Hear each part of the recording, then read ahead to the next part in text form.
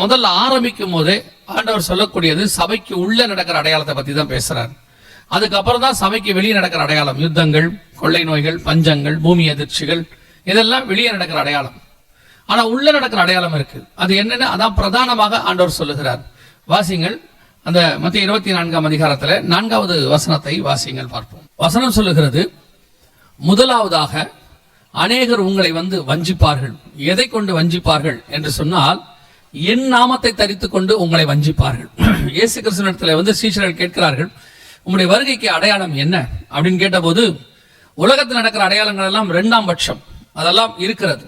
அதை விட பிரதானமான அடையாளம் என்னவென்று சொன்னால் உள்ளே நடக்கிற அடையாளம். அநேகர் என் நாமத்தை தரித்துக் கொண்டு நானே கிறிஸ்து என்று சொல்லி உங்களை வஞ்சிப்பார்கள். ஒருவரும் உங்களை வஞ்சியாதபடிக்கு எச்சரிக்கையாயிருங்கள். இந்த வஞ்சகம் என்று சொல்லக்கூடியதுதான் பிரதானமாக இயேசுவால் சொல்லப்படுகிறது. வஞ்சித்தல் என்றால் என்ன? நாம் அறிந்திருக்கிறபடி ஆதியாகமத்தின் புஸ்தகத்திலே சர்ப்பமானது ஸ்திரீயானவளை வஞ்சித்தது என்று சொல்லி பார்க்கிறோம். 2 கொரிந்தியர் 11ஆம் அதிகாரம் 2-3 அதிகாரத்தில் நீங்கள் வாசிக்கும் பொழுது வேதம் சொல்லுகிறது, மன்னிக்கணும், 2 கொரிந்தியர் 11ஆம் அதிகாரத்தில் 2-3 வசனங்களை நீங்கள் வாசிக்கும் பொழுது வேதம் சொல்லுகிறது, சர்ப்பம் ஸ்திரீயானவளை வஞ்சித்தது போல உங்கள் இருதயமும் உண்மை நின்று வஞ்சிக்கப்படுமோ என்று நான் பயந்திருக்கிறேன் என்று சொல்லி பவுல் சொல்லுகிறார். அதனுடைய அர்த்தம் என்னவென்று சொன்னால், முதல் சபை உருவாக்கப்படுகிறது, ஏதேன் தோட்டத்தில் கொண்டு வந்து வைக்கப்படுகிறது. அப்பொழுது அந்த சபை ஏவாள், அந்த சபைக்கு ஒரு உபதேசம் கொடுக்கப்படுகிறது. எந்த பழம் சாப்பிடணும், எதை சாப்பிடக்கூடாது, இன்னைக்கு அளவில் அதை சொல்ல வேண்டும் என்றால் எந்த உபதேசத்தை கை கொள்ளணும், எந்த உபதேசத்தை கை கொள்ளக்கூடாது, இப்படி என்று சொல்லப்படுகிறது. அப்படி நல்ல உபதேசங்கள் எல்லாம் கொடுக்கப்பட்ட பிறகு இன்னொரு உபதேசம் வெளியில் இருந்து உள்ளே வருகிறது, தோட்டத்துக்குள் வருகிற மாதிரி அது சபைக்குள்ளே வருகிறது. தோட்டம் என்பது சபைக்கும் அடையாளமாக இருக்கிறது. ஏசாயா புஸ்தகம் 5ஆம் அதிகாரம் 2-3 வசனத்துல தோட்டத்தை கர்த்தர் இஸ்ரவேல் சபைக்கு அடையாளமாக சொல்லுகிறார். அப்படி உள்ளே வருகிறது. உள்ளே வரும்போது இந்த உபதேசம், அதை கொண்டு வருகிறவர்கள் உங்களை வஞ்சிக்கிறவர்களாக இருக்கிறார்கள். இதுக்கு தான் நீங்கள் முதலாவதாக கான்சென்ட்ரேட் பண்ணணும் என்று வேதம் சொல்லுகிறது. முதலாவது அடையாளம் அதுதான். இன்னைக்கு சபைக்குள்ளே வருகிற உபதேசங்களில் எந்த உபதேசம் கர்த்தருடையது, எந்த உபதேசம் தேவனுடையது, எந்த உபதேசம் சர்ப்பத்தினுடையது, இதை பகுத்து பார்த்து அதுல வஞ்சிக்காதபடி நீங்கள் எச்சரிக்கையாக இருக்க வேண்டும். அதான் ரொம்ப பிரதானமானது. இன்னைக்கு எத்தனையோ உபதேசங்கள், முன்னாடி நாங்கள் அறிந்திருக்கிறபடி முன்பெல்லாம் நாங்கள் சபைக்கு விசுவாசியாக போய் கொண்டிருந்த காலகட்டத்தில் பார்க்கும் பொழுது, சபைக்கு உபதேசம், கள்ள உபதேசம் வர வேண்டும் என்று சொன்னால் ஏதாவது ஒரு கள்ள போதகர் அல்லது யாராவது ஒருத்தர் சபைக்குள்ளே வந்து பேசி விடுவார்கள், அதுதான் இருக்கும். அப்படி இல்லை என்று சொன்னால் வீடுகள் தோறும் அப்படிப்பட்டவர்கள் வந்து பேசுவார்கள், 2 பேரை வருவார்கள். அதை தவிர்த்து கள்ள உபதேசம் வருவதற்கு வாய்ப்பு இல்லை. ஆனால் இப்பொழுது அப்படி அல்ல. உங்கள் கையிலே செல்போன் இருக்கிறது, டிவி இருக்கிறது, அந்த வலைத்தளம் இருக்கிறது, அதன் வழியாக அநேக கள்ள உபதேசங்கள் வருகிறது. இது எல்லாம் என்ன செய்கிறது என்று சொன்னால், ஏற்கனவே உங்களுக்கு சபையில ஒரு நல்ல உபதேசம் கொடுக்கப்படுகிறது, சத்தியத்திலே வளர்க்கப்படுகிறீர்கள், பரலோகத்துக்கு கொண்டு போகிற சத்தியத்தில் நீங்கள் வளர்க்கப்படுகிறீர்கள். கடைசி நாட்களில் வஞ்சிக்கத்தக்கதாக உபதேசங்கள் வருகிறது, உங்களை ஏமாற்றுகிற உபதேசங்கள் வருகிறது, அநேக உபதேசங்கள் உங்களை வழிவிலக பண்ணுகிறது. அது கேட்பதற்கு நலமாய் இருக்கும். இப்போ ஏவாளிடத்துல வந்து சர்ப்பம் சொன்ன உபதேசம் கேட்பதற்கு நல்லா இருந்துச்சு. அதாவது நீங்கள் மரணிப்பதில்லை, அது பார்வைக்கு இன்பம், புசிப்புக்கு நல்லது. அந்த உபதேசத்தை கேட்கும் போதெல்லாம் இந்த பூமியிலே வாழ்வதற்கு பயங்கரமாய் உங்களுக்கு ஆசீர்வாதத்தை கொடுப்பது போல இருக்கும். நன்றாய் கவனியுங்கள். பூமிக்குரிய ஆசீர்வாதம் என்று இல்லையா, அப்படி ஒன்று கிடையாதா என்றால் உண்டு. ஆனால் இந்த பூமிக்குரிய ஆசீர்வாதம் என்பது என்ன, அதை நீங்கள் புரிந்து கொள்ள வேண்டும். இந்த பூமியிலே வாழ்வதற்கு என்ன தேவையோ அதுதான் பூமிக்குரிய ஆசீர்வாதம்.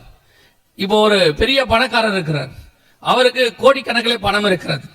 ஆனால் அவருடைய பிள்ளைக்கு ஒரு தீராத வியாதி.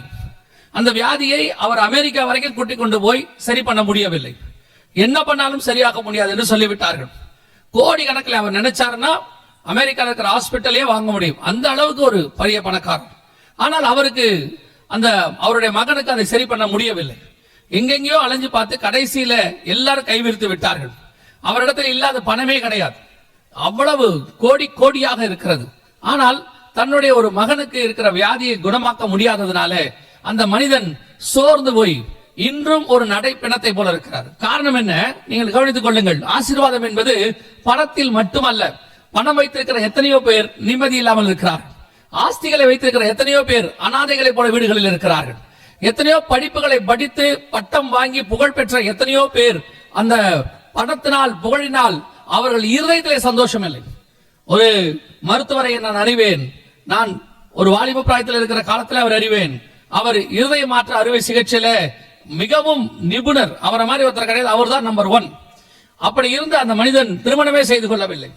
திடீரென்று ஒரு நாள் அவர் தற்கொலை பண்ணி இறந்து போய்விட்டார். அவர் எழுதி வைத்திருந்தார் அவருடையதான டேபிள் மேல உள்ள பேப்பர்ல, எனக்கு மனதிலே சமாதானம் இல்லை, எனக்கு நிம்மதி இல்லை, தனிமை, நான் என் உயிரை மாய்த்துக் கொள்கிறேன்.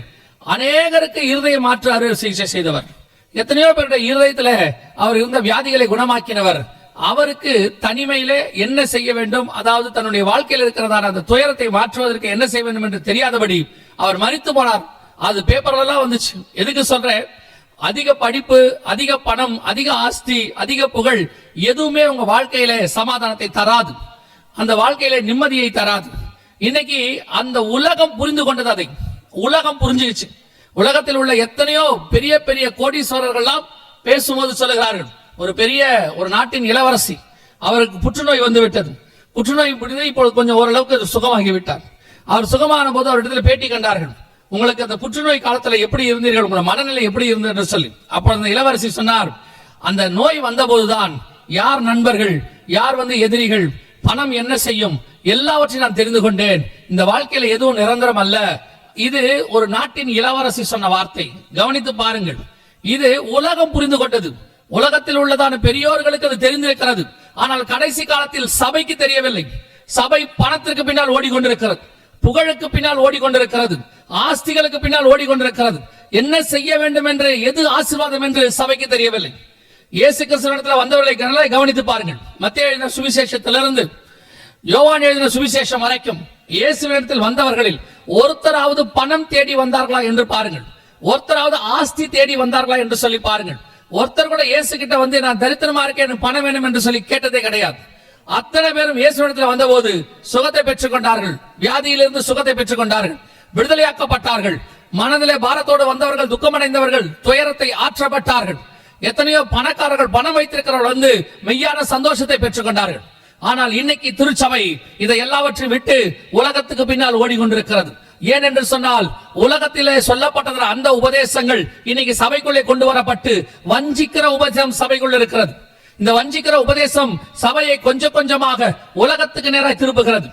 உலகத்தில் உள்ள எத்தனையோ பணக்காரர்கள், கோடீஸ்வரர்கள், நான் வேதத்திலிருந்து சொல்கிறேன், பவுலில் ஆரம்பித்து அப்பேற்பட்ட கோடீஸ்வரர்கள் எல்லாவற்றையும் நஷ்டமும் குப்பையும் என்று விட்டு இயேசுவுக்கு பின்னால் வந்ததுதான் சரித்திரம்.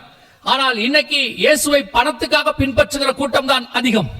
இயேசுவை ஒரு உலக பிரகாரம் ஆசீர்வாதமான கடவுளாக மாற்றி வைத்திருக்கிறீர்கள். திருப்பியும் சொல்லுகிறேன், இயேசு உலக பிரகாரமான தேவைகளை சந்திக்கிற தேவன். அவர் தெளிவாய் சொல்லுகிறார், காட்டு புஷ்பத்தை பாருங்கள், குருவிகளை பாருங்கள், அவைகளுக்கு போஷிக்கிறவர், உடுத்துவிக்கிறவர் உங்களுக்கும் செய்ய போதுமானவராய் இருக்கிறார். ஆனால் இன்னைக்கு உலகமானது ஒரு மாயையை நோக்கி, அதிக பணம், அதிக புகழ், ஆஸ்தி, சம்பாத்தியம் என்று சொல்லி சபையானது உலகத்தை நோக்கி ஓடுகிறது. அதை உலகத்துக்குள்ளே கொண்டு வருகிறது.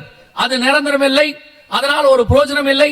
எத்தனையோ காரியங்களை அறிந்திருந்தாலும், உபதேசங்களை அவர்கள் பெற்றிருந்தாலும், சபை அவைகளை போதித்தாலும், இன்னைக்கு கடைசி காலத்துல அப்படிப்பட்ட வஞ்சிக்கிற சர்பத்தின் உபதேசங்கள் உலகத்துக்கு பின்னால் வந்துவிட்டது. உங்களை பணத்தாசை காட்டுகிற உபதேசங்கள், கோடீஸ்வரன் ஆக்குகின்ற உபதேசங்கள், உங்களை இந்த உலக பிரகாரமாக கொண்டு போய் எங்கேயோ நிறுத்துகிறோம் என்று சொல்லுகிற உபதேசங்கள், தயவு செய்து அவைகளை குறித்து எச்சரிக்கையா இருங்கள். அவைகள் நித்தியமானது அல்ல, அவைகள் நிரந்தரம் அல்ல. நான் இந்த இயேசுவை சொந்த ரட்சகராக என்னுடைய 18வது வயதில் நான் ஏற்றுக்கொண்டேன். ஏற்றுக்கொண்ட போது நான் இந்த இயேசு கிறிஸ்துவை குறித்து ஒன்றுமே தெரியாமல், ஒரு உலக பிரகாரமாக இயேசுவை, ஒரு கடவுளை எப்படி தேடுவார்களோ அதை கூட, அந்த குறைஞ்சபட்சம் கூட தேடாமல், ஒரு சடங்காச்சாரமான ஒரு கிறிஸ்தவ வாழ்க்கையும் ஒரு இந்து வாழ்க்கையும் இணைந்து, காரணம் என்னுடைய தாயார் கிறிஸ்தவ குடும்பத்தை சார்ந்தவர்கள், என்னுடைய தகப்பனார் இந்து மார்க்கத்தை சார்ந்தவர். இவங்க 2 பேரும் திருமணம் செய்து கொண்டதுனாலே நான் எந்த மார்க்கத்திலும் இல்லாதபடிக்கு ஒரு குலப்படியாக இருந்த காலம் உண்டு. 18வது வயதிலே நான் இயேசுவை தெரிந்து கொண்டேன். அதற்கு பிறகு இந்த 34 ஆண்டு காலம் நான் சொல்லுவேன், இயேசு கிறிஸ்து எனக்கு உலக பிரகாரமாக ஒரு தேவைகளிலும் குறை வைத்தது கிடையாது, ஒரு காரியங்களும் எனக்கு குறை வைத்தது கிடையாது. 18 வயது வரைக்கும் என் தேவைகளுக்கு நான் தாயாரை நோக்கி பார்த்தேன். 18 வயதிலிருந்து என் தேவைகளுக்கு நான் இயேசுவை நோக்கி பார்க்க ஆரம்பித்தேன். எப்பொழுது முழு நேர பணிக்கு இந்த ஊழியத்திற்கு வந்தேனோ, முழுவதுமாய் என் குடும்பம், எனக்கு எல்லாவற்றுக்கும் நான் இயேசுவை நோக்கி பார்த்தேன். அந்த தைரியத்திலே சாட்சியாக கிறிஸ்துவுக்கு முன்பாக சொல்லுகிறேன். 34 ஆண்டுகளும் இந்த இயேசுவை கரம் பிடித்து நடந்த தைரியத்தில் சொல்லுகிறேன், இயேசு ஒரு நாளும் குறைவுபட விடுகிற தேவன் அல்ல. அவரை நோக்கி பார்த்தவர்கள் ஒரு நாளும் கவலைப்பட்டு போனதில்லை, குறைவுபட்டு போனதில்லை, வெக்கப்பட்டு போனதே கிடையாது. 6 லட்சம் புருஷரை அவர்கள் குடும்பங்களை 40 வருஷம் வனாந்தரத்தில் நடத்துவதற்கு தேவன் வல்லமை உள்ளவராய் இருப்பாரானால் நம்மையும் தேவன் நடத்துவதற்கு போதுமானவராக இருக்கிறார். கடைசி காலத்திலே வஞ்சிக்கிற உபதேசம், இந்த இயேசு கிறிஸ்து வந்து பரமேறி போய் இந்த 2000 வருஷம் சபை எத்தனையோ உபதேசங்களை பார்த்திருக்கிறது. அதில் பிரதானமாக உங்களை ஏமாற்றுகிற வஞ்சிக்கிற உபதேசத்தில் ஒன்று இந்த கடைசி காலத்தில் வந்திருக்கிறதான செழிப்பின் உபதேசம். உங்களை பணக்காரராக என்று சொல்லி உலகத்துக்கு ஒப்பாக உங்களை மாற்றுகிற உபதேசம். நன்றாய் கவனித்துக் கொள்ளுங்கள். உலகத்தில் உள்ளவைகளை ஏற்றுக்கொள்வது உங்கள் பாரத்தை ஏற்றுக்கொள்வது. அதே நேரத்தில் இயேசுக்காக உலகத்தை விடுவது உங்களை பரலோகத்துக்கு பாரமாக்குவது, உங்களை பரலோகத்துக்கு கொண்டு போவதற்கான உபதேசம் அது. தயவு செய்து இப்பவும் சொல்லுகிறேன், இயேசு உங்கள் தேவைகளை சந்திக்க போதுமானவராக இருக்கிறார். குறைவில்லாதபடி பாதுகாத்துக் கொள்வார். இயேசு கிறிஸ்து 40 வருஷம் மன்னாவை கொடுக்கிற தேவன், 40 வருஷம் கண்மலை தண்ணி கொடுக்கிற தேவன். வனாந்தரத்திலே தேவன் அவர்களை பத்திரமாய் பாதுகாத்துக் கொண்டது உண்மை என்று சொன்னால், அதே தேவன் இன்னும் ஜீவனோடு கூட இருக்கிறார். நம்மையும் பாதுகாக்க அவர் போதுமானவராக இருக்கிறார். ஒரு நாளும் இந்த உபதேசங்களுக்கு வஞ்சிக்கப்படாதிருங்கள். அப்படிப்பட்ட உபதேசங்களை சொன்னவர்கள், போதித்தவர்கள் ஒரு நாள் காணாமல் போய்விட்டார்கள், இல்லாமல் போய்விட்டார்கள். ஆனால் சத்தியம் இன்றும் நிலைநிற்கிறது. இப்போ சொல்றேன், இயேசு கிறிஸ்து உங்களை போஷிப்பார். ஆனால் உலகம் நமக்கு பாத்திரம் அல்ல. நம்முடைய நோக்கம் முழுவதும் கர்த்தரை நோக்கி இருக்க வேண்டும். சபை எதற்காக வந்தது? பணக்காரன் ஆவதற்காக நீங்கள் சபைக்கு வர வேண்டாம். நீங்கள் புகழ் அடைவதற்கு சபைக்கு வர வேண்டாம். நீங்கள் ஏதோ வெற்றி அடைவதற்கு சபைக்கு வர வேண்டாம். இயேசுவை நோக்கி சபைக்கு வாருங்கள். இயேசு கொடுக்கிற அன்பு, சந்தோஷம், சமாதானத்தை நோக்கி சபைக்கு வாருங்கள். இவை எல்லாவற்றையும் இயேசு கூட கொடுப்பார். நீங்கள் நினைக்கிற வெற்றி, நீங்கள் கொடுக்கிற விடுதலை, உங்களுக்கு கிடைக்க வேண்டிய ஆசீர்வாதம் எல்லாவற்றையும் இயேசு தருவார். ஆனால் உங்கள் நோக்கம் இயேசுவை தேடுவதாக இருக்க வேண்டும். ஒரு சின்ன நூல் இலையில தான் உங்களை வழிவிலக பண்ணுகிறார்கள். இயேசுவை நோக்கி பார்க்கிறவர்களுக்கு எல்லாம் கூட கொடுக்கப்படும் என்று வேதம் சொல்லுகிறது. அவர்கள் சொல்லுகிறார்கள், இயேசுவின் நாமத்தில் இந்த கூட கொடுக்கிற காரியத்தை கேளுங்க, நீங்க ஆசீர்வாதமா இருப்பீங்க. இதான் அந்த வித்தியாசம். நான் இந்த 34 ஆண்டு காலம் இயேசுவை நோக்கி பார்த்திருக்கிறேன். இதுவரைக்கும் என் தேவைகள் அத்தனையும் இயேசு சந்தித்திருக்கிறார். எனக்கு இன்னும் அதிகமாகவே நான் கேட்பதற்கும், நான் ஆண்டவர் வாஞ்சிப்பதற்கும் நிறையவே கொடுக்கிறார். இதுவரைக்கும் கர்த்தர் அப்படித்தான் நடத்துகிறார். இப்படிப்பட்ட உபதேசங்கள் கடைசி நாட்களில் வருகிறது. ஊழியர்களுக்கு சொல்லுகிறோம், சபை வைத்திருக்கிறவர்களுக்கு சொல்லுகிறோம், விசுவாசிகளுக்கு சொல்லுகிறோம். இப்படிப்பட்ட ஆட்கள் உங்கள் சபைகளுக்குள்ளே நுழைவார்கள், உங்கள் வீடுகளுக்குள்ளே நுழைவார்கள், உங்களுடைய கைபேசி, உங்களுடைய டிவி வழியாக, மீடியா வழியாக நுழைவார்கள். ஜாக்கிரதையாக இருங்கள். சர்பத்துக்கு இடம் கொடாதிருங்கள். இயேசுவினிடத்தில் வந்து பிசாசானவன் மத்தேயு 4ஆம் அதிகாரத்தில் இந்த உலகத்தின் மகிமையும் ராஜ்யங்களையும் காண்பித்து அவைகளை நான் உமக்கு தருவேன் என்று சொன்னான். அதை இயேசு சொன்ன அடுத்த வார்த்தை, அப்பாலே போ சாத்தானே. காரணம் என்னவென்று சொன்னால், இயேசு கிறிஸ்து வானத்தையும் பூமியும் உண்டாக்கின தேவன். அவரை பார்த்து பூமியில் உள்ள ராஜ்யங்களை தருவேன் என்று சொன்னபோது அவருக்கு ஒன்று தெரியும், இந்த ராஜ்யங்கள் எல்லாம் ஒரு நாள் அழியும், அழியாத ராஜ்யம் பரலோகத்தில் இருக்கிறது, அதான் நித்தியமானது. அவர் அதனால தான் அந்த சாத்தானை பார்த்து அப்பாலே போய் என்றார். அதே வார்த்தை தான் நீங்கள் நான் சொல்ல வேண்டும். இப்படி சபைகளுக்குள்ளே உங்களுக்குள்ளே வந்து உனக்கு இயேசு பணம் கொடுப்பார், உங்கள் சூழ்நிலைகளிலே அதை அவர்கள் பயன்படுத்திக் கொள்கிறார்கள். இயேசு பணம் கொடுப்பார், இயேசு உனக்கு அதை கொடுப்பார், இதை கொடுப்பார் என்று சொன்னபோது தைரியமாய் சொல்லுங்கள், அப்பாலே போ சாத்தானே என்று சொல்லி. காரணம் என்ன தெரியுமா? இயேசு தன்னையே உங்களுக்காக தந்தவர். அவரையே தந்தவர் மற்ற எல்லாவற்றையும் அருளாதிருப்பது எப்படி? அப்படிதான் வேதம் சொல்லுகிறது. நீங்கள் என்னுடைய அனுபவத்திலிருந்து நான் கற்றுக்கொண்டதை உங்களுக்கு சொல்லுகிறேன். நீங்கள் இயேசுவை பார்த்து, ஒரு உதாரணத்துக்கு நான் சொல்லுகிறேன், நீங்கள் ஆண்டவரை பார்த்து எனக்கு இவ்வளவு வேண்டும் என்று கேட்டீர்கள் என்று சொன்னால், ஒரு உதாரணத்துக்கு இவ்வளவு வேண்டும் என்று கேட்டீர்கள் என்றால் நிச்சயம் இயேசு அதை தருவார். தராமல் இருக்க மாட்டார், கண்டிப்பாய் தருவார்.